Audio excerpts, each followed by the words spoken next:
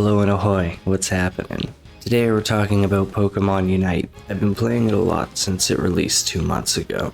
I think the game is awesome. I'm a free-to-play player, I've made it to Masters, and I have alt accounts. Let's just say I'm pretty into it. But as time goes on, it feels like the game's community seems to be, unfortunately, getting pretty toxic. And because of that, the game has recently become a lot less fun.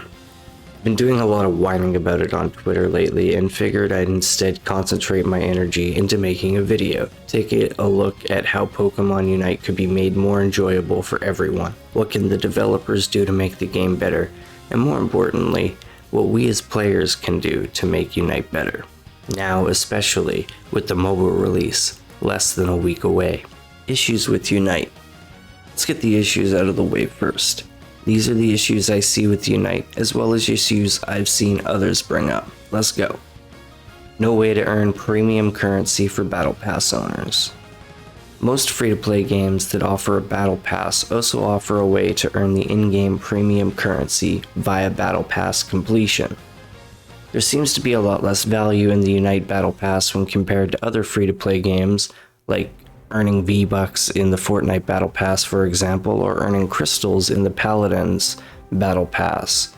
The premium exclusive Cinderace skin that you get for the Unite Battle Pass is actually really cool, and maybe worth the price of the pass itself for some. But being able to earn premium currency towards another Battle Pass in Unite would greatly increase its overall value, at least for me. Lack of gameplay types and variations. Currently, Unite offers 3 different game modes: Ranked, Standard, and Quick. Each mode is extremely similar and doesn't provide much in the way of varied gameplay. All matches are basically get the little guys all over, get the medium guys on the ends of the arena, get big guy in the middle. Make sure to score lots when you can't, don't die, and you win. I feel like new modes will come eventually, but the sooner they come, the more likely players are to stick around. The matchmaking process. Matchmaking felt better after the game's initial few weeks, in terms of placement and skill evaluation, but there's still a few quality of life changes that could happen. Like making a decline match found option, because getting stuck in a queue that finds a match that you can't decline faster than you can exit the queue is unfair, especially when you consider that if you let the timer run to 0 instead of accepting, you will lose fair play points. When you go back to the matchmaker instead of the main menu after a game, you'll be automatically placed back in queue.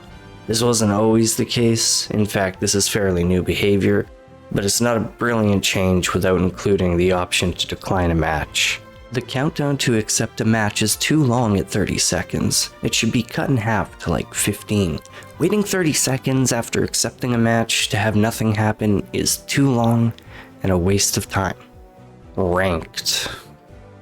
Ranked play unlocks before quick matches, which is kind of wild if you think about it. Ranked play unlocks at level 6 after about 5 or 6 matches. Quick play will unlock at level 8. You can unlock ranked play within a few hours of starting, and it feels really early.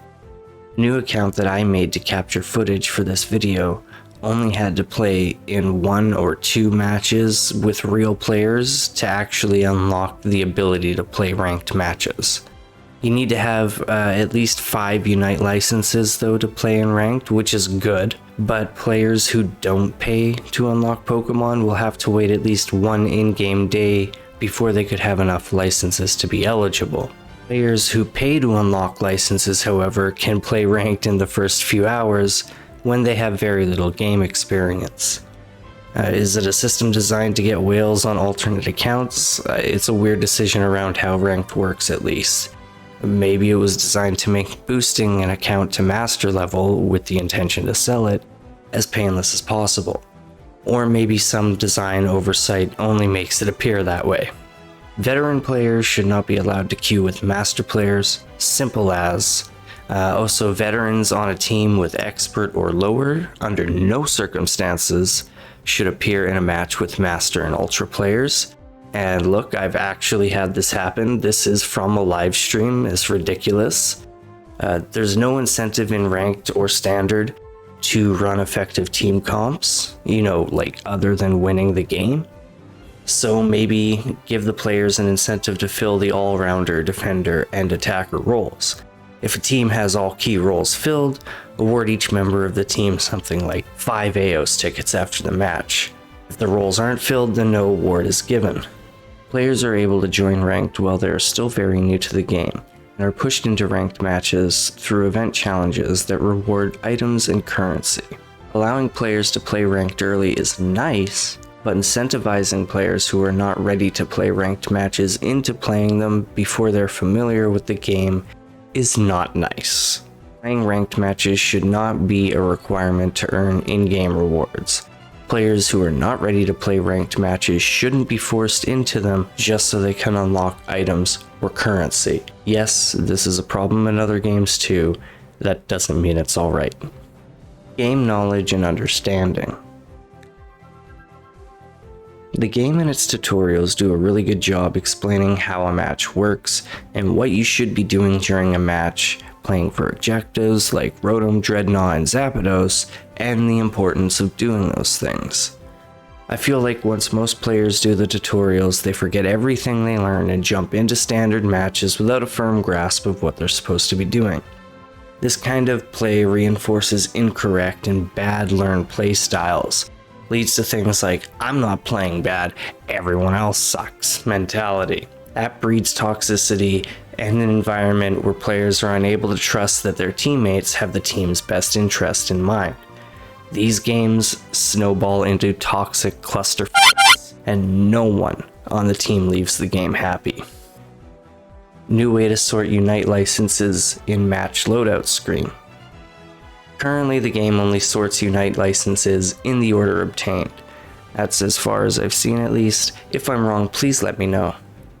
Would be nice to add alphabetical and role and type as default sorts for the match loadout screen. Could make the Pokemon selection process a bit less wonky. There's no direct path right now to select your favorite. Setting a Pokemon as your favorite doesn't make it your first choice in the loadout, so at least with different sorting options, players will have more accurate and direct paths to select the Pokemon that they'd like to play as. What can the developer do to make Unite better? Player agreement. Similar to the League of Legends player agreement that appears before you're able to play a match, a pledge to be an upstanding member of the game's community, to play every game the best of your ability, and in general not to be a little shit. This is something that needs to be in Pokemon Unite. Handing out bans to these players is easier if they've been warned that an unfair or unsportsmanlike play will not be tolerated. Of course, banning is a bad option and should only be done in the most extreme cases. The fair play system we have is good. The conditions of the player agreement should be worked into the current fair play system. Players violating the agreement should face a fair play points reduction of 40 or more to remove them from matches against other players immediately. Extend and expand initial tutorials, tooltips, and in-match hints. Should remain for the first 20 to 30 hours of play. Now, would there be an option to disable? Well, veteran players can get right into the action, sure, but new players could also avoid necessary education. The tutorials explain what you should be doing and when, and most importantly, why. The tooltips persist for the first half dozen or so matches you play, but this doesn't seem nearly long enough. If I hadn't wanted to learn how to get better at Unite in my own way using external resources like YouTube videos and the Unite DB, I don't think I would have ever made it to Master. I wasn't playing to objectives despite having played through all the tutorials and being rewarded for doing so, because the tutorial didn't teach me anything, because I wasn't there to learn, I was there to earn. So incentivizing the tutorial makes it about what items you gain in-game from completing it, as opposed to what you gain in-game knowledge from completing it. So maybe we need like tutorial tests to earn the items. Like after completing a tutorial, you could take a test to try your knowledge on what you just did. And then rewards would be given depending on the result of the test. Tests could also be taken to skip future tutorials and remove tooltips, as opposed to offering players the option to turn the tutorials off. Fair play system. Offer incentives for having more than 95 fair play points for multiple days. For example, as well as 20 AOS coins per day. If you maintain that level of above 95 for 7 days straight, you'll receive an additional reward, something valuable like item enhancer tokens. More report options. You can only report players for idling maliciously in battle and for using the non-existent, on the Nintendo Switch at least, voice chat. There should be more options for reporting, like unsportsmanlike conduct or griefing. Better block features. The block feature only allows you to block a player from adding you as a friend. Block, though, should restrict the matchmaker from matching you with the blocked player. So I guess add an avoid as teammate feature if block is only meant to restrict players from adding you as a friend. Add AOS gems as rewards for completing Battle Pass levels. Self-explanatory, I touched on it earlier. Add AOS gems as rewards in the Battle Pass, something like at least a quarter the amount of purchasing a new Battle Pass if the pass has been fully completed. Please. What can we as players do to make Unite better? Report all malicious players. If you have a player on your team that was maliciously idling during a match, always report them at the match results screen. The report system works. It works decently well from what I can tell. So if we all use it a little more regularly, we can hope it'll change the behavior of malicious throwers. And please, please, please, do not abuse the report system. Educate ourselves on the mechanics and objectives of the game. Use online resources to learn more about the flow of a match, how to play specific roles, and better understand the game's unfortunately deeply hidden mechanics. Lots of great YouTube creators who cover the game are out there, put out game guides and general game info videos. Peak MP, Spraggles, Super Teeds, Verlicify are the creators I found myself watching the most to regularly learn more about Unite. Unite-db.com is an incredible resource for all things Unite. It has just about every character and item stat you could want. Includes a current tier list for mons and items, as well as battle loadout building tools. Cerebi.net also has great coverage on the intricacies of the game if you want to dive even deeper. And Reddit's a resource, I guess, if you really feel like it. Play more CPU matches for practice and learning. CPU matches can help you learn characters and their abilities better. If you have a new Unite license, try it out in some CPU matches first, so you can get a better feel for the Pokemon before facing off against real players. Play a few CPU matches to warm up before jumping into ranked. CPU matches are not going to make you a much better player, unfortunately. They're really only good for learning and testing character skills and cooldowns, warming up before PvP, and my favorite personally, blowing off steam after some really bad ranked matches. Hot takes. Zapdos. Okay, hottest take alert. I don't feel as though Zapdos needs to be nerfed. If the game is played properly, then Zapdos seems pretty well balanced. Yes, it's BS that you can lose the match if you lose the Zapdos, but you won't always lose if you play well consistently throughout the match. If you know how to defend, you can mitigate a lot of the scoring surge that a Zapdos win facilitates. Most players need to play much more carefully around Zapdos, bottom line. Game sense is the most important thing to utilize in the final 2 minutes of every match. Look at the map, look at your teammates, look at health and Unite move status. Ask yourself, Is taking the Zapdos something your team can do? Would you be better served trying to steal Zapdos from the other team? Would your team be better off just defending it? These are some of the many questions you should be asking yourself with around 2 minutes and 30 seconds left in the match. Pay to win. Is Unite pay to win? Can you pay to have a small percentage of an advantage in battle earlier in your grind than your potential opponents will? Technically, yes.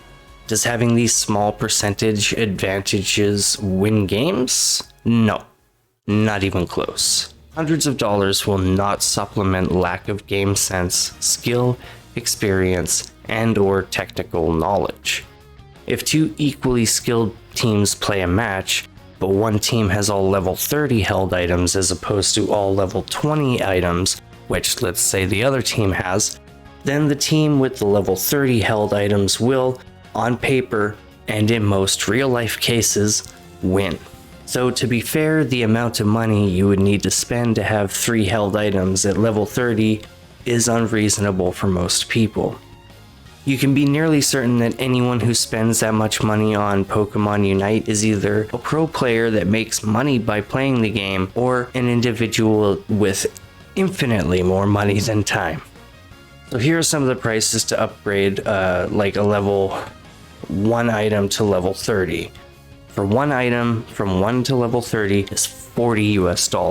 So for 3, like a full battle set, that's $120. And if you were to upgrade every item in the game, it'd be $640. That's a lot of cheese, Pikachu. At the end of the day, what happens to Pokemon Unite is up to us.